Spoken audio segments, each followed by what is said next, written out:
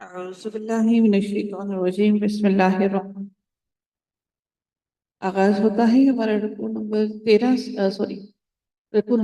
کا اور آیت نمبر 13 سے۔ اللہ تعالیٰ ارشاد فرماتے ہیں نحن نقص علیک نبأہم بالحق، ہم ان کا ہم ان کا صحیح واقعہ تیرے سامنے بیان کروا رہے ہیں، کیونکہ بات کی جا رہی تھی، ان سے پوچھا جا رہا تھا نبی کریم صلی اللہ علیہ وآلہ وسلم سے ان کہف والوں کے بارے میں، تو اللہ تعالیٰ اب ان کو صحیح صحیح واقعہ بیان کر رہی ہیں کہ وہ کہف والے کیا تھے، ان کا کیا معاملہ تھا۔ اللہ تعالیٰ فرماتے ہیں نحن نقص علیک نبأہم بالحق، ہم ان کا صحیح واقعہ تیرے سامنے بیان کروا رہے ہیں حق کے ساتھ، سچا۔ انہم فتیۃ، کہ یہ چند نوجوان، آمنوا بربہم وزدناہم ہدی، اپنے رب پر ایمان لائے تھے اور ہم نے ان کو ہدایت بھی زیادہ کر دی، وزدناہم ہدی، یعنی ان کو بہت زیادہ ہدایت عطا کی اللہ تعالیٰ نے۔ اب اس کی تفسیر کے بارے میں اگر دیکھیں تو یہ نوجوان بعض کہتے ہیں کہ عیسائیت کے پیروکار تھے، اور بعض کہتے ہیں کہ ان کا زمانہ حضرت عیسیٰ علیہ السلام سے پہلے کا ہے۔ حافظ ابن کثیر نے اسی قول کو ترجیح دی ہے، کہتے ہیں کہ یہ ایک بادشاہ تھا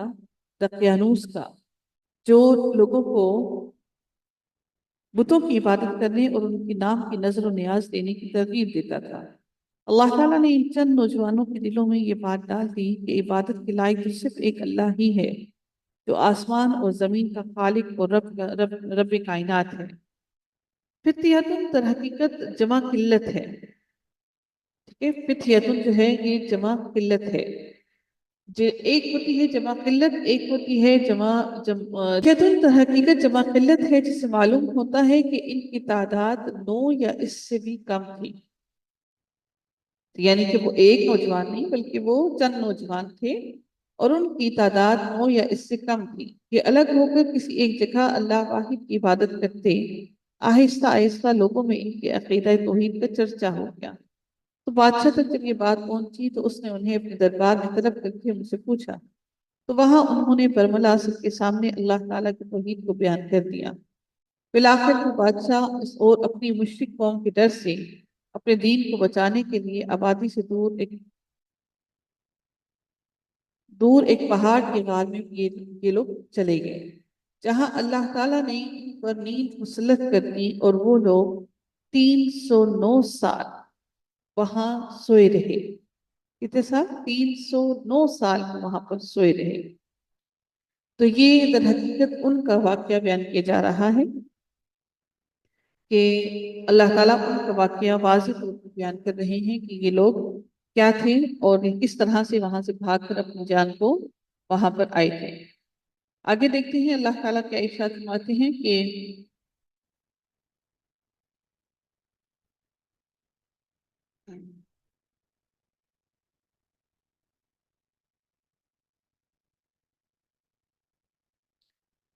دیکھیں یہ جمع قلت میں بتا دوں کہ جو 10 سے نیچے ہوتے ہیں،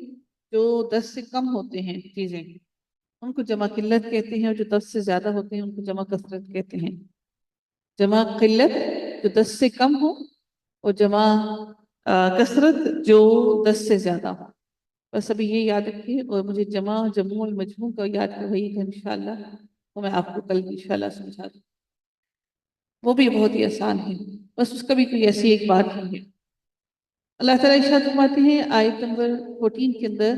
وَرَبَطْنَا عَلَىٰ قُلُوبِهِمْ إِذْ قَامُوا فَقَالُوا رَبُّنَا رَبُّ السَّمَوَاتِ وَالْأَرْضِ۔ اللہ تعالیٰ ارشاد فرماتے ہیں کہ ہم نے ان کے دل مضبوط کر دیے، ہم نے ان کے دل مضبوط کر دیے تھے جب یہ اٹھ کھڑے ہوئے اور کہنے لگے کہ ہمارا پروردگار تو وہی ہے جو آسمان اور زمین کا پروردگار ہے۔ اب اس سے کیا مراد ہے کہ اللہ تعالیٰ نے فرمایا کہ وَرَبَطْنَا عَلَىٰ قُلُوبِهِمْ، کہ ہم نے ان کے دل مضبوط کر دیے، یعنی ہجرت کرنے کی وجہ سے اپنے عزیز و اقارب، اپنے گھر والوں، اپنے دوستوں اور اپنی عیش و عشرت کی جو زندگی تھے ان سے محرومی جو ان کو ہوئی، اور مشکلات ان کو درپیش آئیں، جو صدمہ انہیں اٹھانا پڑا، ہم نے اس کی وجہ سے ان کے دلوں کو مضبوط کر دیا تاکہ ان کے اندر برداشت مزید قائم ہو۔ تاہم اللہ تعالیٰ نے ان کے اندر یہ حوصلہ اور جرت ان کو عطا کی۔ اللہ تعالیٰ کی حوصلہ یہ اور جرت عطا کرنے کی وجہ سے ہی پہلے اللہ تعالیٰ نے ان کو چھوٹی آزمائش میں ڈالا، اپنے عزیز و اقارب سے وہ لوگ دور ہوئے، پھر اللہ تعالیٰ نے ان کی وہ راحت اور عیش و عشرت کی زندگی ان سے دور کر دی تاکہ ان کے اندر مزید مشکلات کو برداشت کرنے کی عادت بڑھے۔ اللہ تعالیٰ آہستہ آہستہ انسان کے اندر عادت ڈالتا ہے، یکدم کوئی چیز اس پر مسلط نہیں کرتا۔ مزید اللہ تعالیٰ ارشاد فرماتے ہیں اذ قاموا قالوا، جب وہ اٹھ کھڑے ہوئے اور وہ کہنے لگے کہ ہمارا پروردگار وہی ہے جو آسمان اور زمین کا پروردگار ہے۔ اس قیام سے مراد اکثر مفسرین کے نزدیک وہ طلبی ہے جب ان کو طلب کیا گیا تھا بادشاہ کے دربار میں، یعنی کہ طلب کیا گیا اور وہ بادشاہ کے دربار میں گئی، اور جب ان سے یہ پوچھا گیا کہ تم کس عقیدے پر چل رہے ہو، تم کس کی عبادتیں کر رہے ہو، تو وہ جب وہاں پر کھڑے ہوئے بادشاہ کے سامنے روبرو، تو انہوں نے کہا کہ ہم اپنے رب کی جو آسمانوں اور زمین کا پروردگار ہے، ہمارا تو رب وہی ہے اور ہم اسی کی عبادت کرتے ہیں۔ اور اس کے بارے میں بعض کہتے ہیں کہ شہر سے باہر آپس میں ہی کھڑے یہ ایک دوسرے کو توحید کی بات بتا رہے تھے جو فردن فردن اللہ کی طرف سے ان کے دلوں میں ڈالی گئی، اور یوں اہل توحید باہم اکٹھے ہو گئے اور اہل توحید اکٹھے جمع ہو گئے۔ دیکھیے یہاں پر ان کے پاس کوئی نبی نہیں آیا، کوئی کتاب نہیں تھی، کچھ بھی نہیں تھا۔ آپ یہاں سے دیکھیے کہ جب اللہ تعالیٰ کسی کو ہدایت دینا چاہتا ہے تو اللہ تعالیٰ ہدایت جب دینا چاہے تو اس کو ضرورت نہیں کہ وہ کسی کو صحیح رستے پر لانے کے لیے وہ کسی نبیوں کا سہارا لے، بلکہ اللہ تعالیٰ نے نبیوں کو ہماری رہنمائی کے لیے ہمیں سیدھے رستے پر لانے کے لیے بھیجا ہے۔ ادروائز اللہ تعالیٰ کو کسی کی بھی مدد کی ضرورت نہیں ہے، وہ اپنے دین کی اشاعت خود بھی کر سکتا ہے۔ وہ دلوں میں چاہے تو ہدایت ڈال بھی سکتا ہے، اور وہ چاہے تو جو مسجد کے اندر موجود ہے 24 گھنٹے کے لیے اس کے دل کو بھی ہدایت سے پھیر سکتا ہے۔ تو ہدایت دینا اور ہدایت کو دلوں سے نکالنا یہ سب رب کائنات کے اختیار میں ہے، اور ہم سب اس سے عاجز ہیں۔ اس لیے ہر وقت اپنے رب سے ہدایت کی دعا مانگیے کہ رب کائنات ہمیں ہدایت عطا کرے اور پھر اس پر استقامت نصیب فرمائے۔ جو ہمارے دلوں میں بار بار آتا ہے کہ بس اب ہم یہاں سے نکل جائیں، اب ہم یہاں سے راستہ چھوڑ لیں، تو یہ بھی بات یاد رکھیے گا کہ یہ راستے بھی قرآن کو مزید سمجھنے کے، اس کا فہم حاصل کرنے کے، یہ راستے بھی رب کائنات نہیں کھولے ہیں۔ ادروائز ہمارے میں یہ طاقت و ہمت ہرگز نہیں ہے کہ ہم ان راستوں پر چل کر کوئی ایک لفظ اور ایک حرف بھی سیکھ سکیں۔ یہ وہی رب ہے جو ہمارے سینوں کو کھولتا ہے اور جو ہمارے دماغ کی گروں کو کھول کر ہمارے دلوں کے اندر اس قرآن کے الفاظ کو سمجھنے کی طاقت عطا کرتا ہے۔ اللہ تعالیٰ مزید ارشاد فرماتے ہیں کہ یہاں سے یاد رکھیے گا کہ اللہ تعالیٰ نے بہت مقامات پر قرآن میں فرمایا ہے کہ وہ سنتے ہیں لیکن بہرے ہیں، پڑھتے ہیں اور لیکن وہ گونگے بھی ہیں اور اندھے بھی ہیں، کیونکہ وہ باتیں ان کے دلوں میں اتر نہیں رہی ہیں، ان کے کانوں کو وہ سنائی دیتی ہیں لیکن دلوں میں سمجھ نہیں آ رہی ہیں۔ تو اگر اللہ تعالیٰ یہ راستے کھولتا ہے، وہ سمجھاتا ہے، وہ باتیں ہماری عقل اور فہم میں اتر جاتی ہیں، ہمیں سمجھ آ جاتی ہیں، اس کا مطلب ہے کہ یہ اللہ تعالیٰ کی ہم پر بہت بڑی عنایت ہے۔ اگر وہ اس کی عنایت نہ ہوتی تو ہم ہرگز نہ سمجھ پاتے۔ یہاں سے ایک بات اور سمجھیے کہ جب ہم نے اس کا آغاز کیا تھا تو ایک ایک حرف بھی سمجھنا کتنا مشکل تھا، ہمیں ایک ایک لفظ یاد کرنا بھی قرآن کو کتنا مشکل لگتا تھا، اور آج اللہ تعالیٰ نے اس کو کتنا کھول کر بیان کیا کہ آج ہمیں سمجھنا بھی آسان ہو گیا اور آج ہمیں اس کو یاد کرنا بھی آسان ہو گیا۔ آج ہمیں کچھ لگتا ہے کہ زندگی میں کچھ عمل کرنے کے لیے بھی ہمارے اندر اتر رہا ہے، کیونکہ جب دلوں کے اندر اللہ کا کلام اترنا شروع ہوتا ہے تو وہاں سے شیطان نکلنا شروع کر دیتا ہے۔ اس دل کے اندر ایک ہی چیز رہ سکتی ہے، یا اللہ تعالیٰ کا کلام یا پھر شیطان۔ تو جب قرآن کی طرف شروع میں آتے ہیں تو شیطان کا بسیرا بہت گہرا ہوتا ہے اور دلوں میں قرآن کا اترنا بہت مشکل لگتا ہے۔ ہر زندگی کا ہر مسئلہ سامنے نظر آتا ہے، لیکن جب جیسے جیسے اس کے ساتھ تعلق قائم ہونا شروع ہو جاتا ہے تو ساری چیزیں اللہ تعالیٰ خود بخود آسان کرنا شروع کر دیتا ہے۔ یہ اللہ تعالیٰ کی معجزات میں سے ہی ایک معجزہ ہے کہ اس نے ہمیں اس قرآن کو سمجھنے کے قابل بنایا، اور وہی یہ معجزہ بھی معجزہ ہے اللہ تعالیٰ کے قرآن کا کہ وہ پھر ہمارے لیے خود بخود راہیں کھولتا جاتا ہے، اور وہ خود بخود ہمارے لیے رستے ہموار کرتا جاتا ہے کہ جس سے ہماری عقل اور سمجھ اور قرآن کے ہر لفظ کی سمجھنے میں زیادہ مزید بہتری آنا شروع ہو جائے۔ آگے اللہ تعالیٰ ارشاد فرماتے ہیں کہ انہوں نے کیا کہا کہ ناممکن ہے کہ ہم اس کے سوا کسی اور کو پکاریں، اگر ایسا کیا تو ہم نے نہایت ہی غلط بات کہی۔ لقد قلنا، تاہم انہوں نے کیا کہا کہ انہوں نے کہا اذن شططا، اگر ہم نے ایسا کیا تو ہم نے بہت ہی غلط بات کہی۔ یعنی شططا کے معنی جھوٹ کی یا حد سے تجاوز کرنے کی ہیں۔ اللہ تعالیٰ کی آیت میں ارشاد فرماتے ہیں ہؤلاء قوم اتخذوا من دونه آلہہ، اللہ تعالیٰ ارشاد فرماتے ہیں یہ ہے ہماری قوم جس نے اس کے سوا اور معبود بنا رکھے ہیں۔ یہ اہل کہف والے کہہ رہی ہیں کہ یہ ہے ہماری قوم جس نے اس کے سوا، اس اللہ کے سوا اور معبود بنا رکھے ہیں، ان کی خدائی کی یہ کوئی صاف دلیل کیوں پیش نہیں کرتے؟ لولا یأتون علیہم بسلطان بین، کہ اس کی کوئی واضح دلیل کیوں نہیں لے کر آتے کہ جس سے یہ واضح ہو کہ یہ جس کی بات کر رہی ہیں وہ غلط ہے۔ اس کی واضح دلیل کیوں نہیں لے کر آتے کہ یہ اللہ تعالیٰ پر جو جھوٹ گھڑ رہے ہیں اس کی دلیل لے کر آئیں جس کو یہ معبود بنائے ہوئے ہیں۔ فَمَنْ أَظْلَمُ مِمَّنِ افْتَرَىٰ عَلَى اللَّهِ كَذِبًا، ان کو بھی اس چیز کا احساس تھا کہ اللہ تعالیٰ پر جو جھوٹ گھڑ رہا ہے اس سے بڑا ظالم کون ہو سکتا ہے، کہ اگر جو اللہ تعالیٰ پر جھوٹ گھڑ لے اس سے بڑا ظالم کون ہو سکتا ہے۔ اللہ تعالیٰ مزید ارشاد فرماتے ہیں وَإِذِ اعْتَزَلْتُمُوهُمْ وَمَا يَعْبُدُونَ إِلَّا اللَّهَ فَأْوُوا إِلَى الْكَهْفِ، اللہ تعالیٰ ارشاد فرماتے ہیں کہ جبکہ تم ان سے اور اللہ کے سوا ان کے اور معبودوں سے کنارہ کش ہو گئے، الگ ہو گئے، تو اب تم کسی غار میں جا بیٹھو۔ یعنی جب تم نے اپنی قوم کے معبودوں سے روگردانی کر لی، الگ ہو گئے،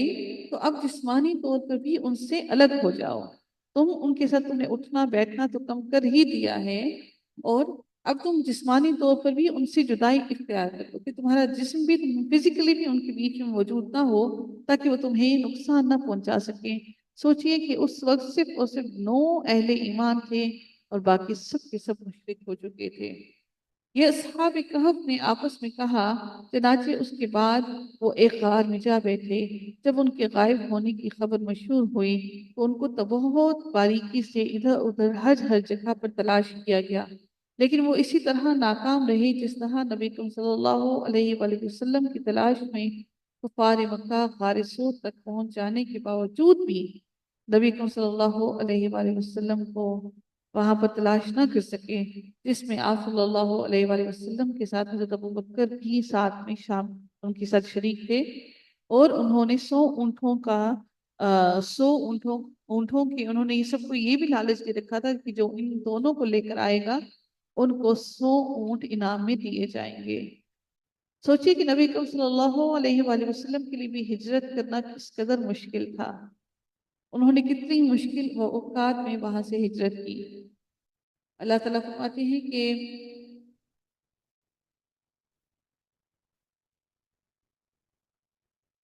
رَبُّكُم مِّن رَحْمَتِهِ وَيُهَيِّئْ لَكُم مِّنْ أَمْرِكُم مِّرْفَقًا، اللہ تعالیٰ فرماتے ہیں کہ تمہارا رب تم پر اپنی رحمت پھیلا دے گا اور تمہارے لیے تمہارے کام میں سہولت پیدا کر دے گا، تمہارے کام میں آسانی کر دے گا۔ اللہ تعالیٰ اگلی آیت میں مزید ارشاد فرماتے ہیں وَتَرَى الشَّمْسَ إِذَا طَلَعَتْ تَزَاوَرُ عَلَى كَهْفِهِمْ ذَاتَ الْيَمِينِ وَإِذَا غَرَبَتْ تَقْرِضُهُمْ۔ اب یہ اللہ تعالیٰ کا یہ بھی معجزہ کہ اللہ تعالیٰ نے سورج کو وہاں سے کنارہ کش کر دیا کہ تاکہ وہ بہت زیادہ گرمی کو محسوس نہ کر سکیں، اور وہ ظاہر ہے وہاں پر اتنے سالوں تک سو رہے ہیں تو ان کو گرمی کی شدت محسوس نہ ہو، بلکہ ایک معتدل سا موسم وہاں پر رہے۔ اللہ تعالیٰ فرماتے ہیں کہ آپ دیکھیں گے کہ آفتاب بوقت طلوع ان کے غار سے دائیں جانب کو جھک جاتا ہے، تاکہ اس غار کو ان کو اتنی زیادہ روشنی نہ ملے اور کو زیادہ گرمی نہ محسوس ہو۔ تو اللہ تعالیٰ فرماتے ہیں کہ آپ دیکھیں گے کہ آفتاب بوقت طلوع ان کے غار سے دائیں جانب کو جھک جاتا ہے اور غروب ہونے کے وقت بائیں جانب کترا جاتا ہے، یعنی کہ تھوڑا سا کھسک جاتا ہے، تھوڑا سا سائڈ پہ ہو جاتا ہے، تو وہاں سے تھوڑا سا بائیں جانب کترا جاتا ہے اور وہ اس غار کی کشادہ جگہ میں ہے، یعنی کہ کوئی ایسی جگہ نہیں ہے کہ جہاں پر وہاں فی فجوۃ من ہو، کہ وہ کوئی ایسی جگہ نہیں ہے غار کی کہ وہ تنگ اور تاریک سی جگہ ہو کہ وہ وہاں پہ بس آپس میں جڑ جڑ کے پھنسے ہوئے پڑے ہوئے ہوں۔ اللہ تعالیٰ فرماتی ہے وَهُمْ فِي فَجْوَةٍ مِّنْهُ کہ وہ اس غار کی کشادہ جگہ میں ہے، کھلی جگہ پر وہ ہیں۔ اگر آپ لوگوں کو اتفاق ہو آپ لوگ یوٹیوب پر سرچ کیجیے گا کہ جس غار میں وہ ابھی ان کے واقعات ملے ہیں تو دو جگہ بتائی جاتی ہیں، دونوں ہی کھلی ہیں۔ اللہ تعالیٰ مزید ارشاد فرماتے ہیں ذالک من آیات اللہ، یہ اللہ تعالیٰ کی آیات یعنی کہ نشانیوں میں سے ہیں کہ اللہ تعالیٰ نے سورج کی سمت کو ہی بدل دیا ان کے لیے تاکہ ان کو کوئی مشکل اور دقت پیش نہ آئے۔ اللہ تعالیٰ نے یہ ان کے لیے آسانی کر دی کہ وہ 309 سال تک زندہ بھی رہے اور وہ زندہ بھی ایسے رہے کہ ان کے لیے کوئی مخالفت کا سبب نہیں ہوا، اور اللہ تعالیٰ نے اتنے سالوں تک ان کے لیے نیکیاں بڑھاتے ہی رہے کیونکہ وہ ایمان کی حالت میں، ایمان کی مضبوطی کے ساتھ ان کی حالت میں گئے۔ اللہ تعالیٰ نے ان کے لیے اتنے لمبے سالوں کے، اتنے لمبے عرصے کے لیے ان کے اعمال لکھ دیے کہ اللہ تعالیٰ کی ان کے لیے بہت بڑی آسانی اور عنایت تھی۔ اللہ تعالیٰ ارشاد فرماتے ہیں مَن يَهْدِ اللَّهُ فَهُوَ الْمُهْتَدِ، تو جس کو اللہ تعالیٰ ہدایت دے دے اس کو پھر ہدایت سے کوئی بھٹکا نہیں سکتا، اس کو کوئی گمراہ نہیں کر سکتا۔ اور اللہ تعالیٰ پھر یہ بھی فرماتی ہے وَمَن يُضْلِلْ فَلَن تَجِدَ لَهُ وَلِيًّا مُرْشِدًا، اور جس کو اللہ تعالیٰ گمراہ کر دے اس کو پھر کوئی راہ دکھا نہیں سکتا، اس کو کوئی سیدھا رستہ بتا نہیں سکتا۔ جیسے دقیانوس بادشاہ اور اس کے جتنے بھی پیروی کرنے والے تھے وہ سب کے سب ہدایت سے محروم تھے، اور ان کو پھر ہدایت دینے کے لیے اللہ تعالیٰ نے جن لوگوں کے دلوں میں ایمان ڈالا تھا اللہ تعالیٰ نے ان کو بھی ان سے دور کر دیا۔ دیکھیے کہ ان کے بیچ میں، ان کے درمیان میں وہ لوگ موجود تھے جن کے دلوں میں اللہ تعالیٰ نے ہدایت ڈالی، تو پھر اللہ تعالیٰ نے وہ ایک ہدایت کی جو روشنی مشل روشن ہوئی تھی، اللہ تعالیٰ نے ان کے درمیان سے اس مشل کو بھی بجھا دیا، اور اللہ تعالیٰ نے اس مشل کو بھی ان سے دور کر دیا۔ تو اللہ تعالیٰ جب کسی کو ہدایت نہ دینا چاہے، بھٹکانا چاہے تو اس کو کوئی بھی سیدھا رستہ نہیں دے سکتا، حتیٰ کہ اس کی آنکھوں کے سامنے بھی ہو لیکن اس کو سیدھے رستے پر نہیں چل سکتا۔ وآخر دعوانا ان الحمد للہ رب العالمین، صلی اللہ تعالی علی خیرہ خلقہ اجمعین برحمتک یا ارحم الراحمین۔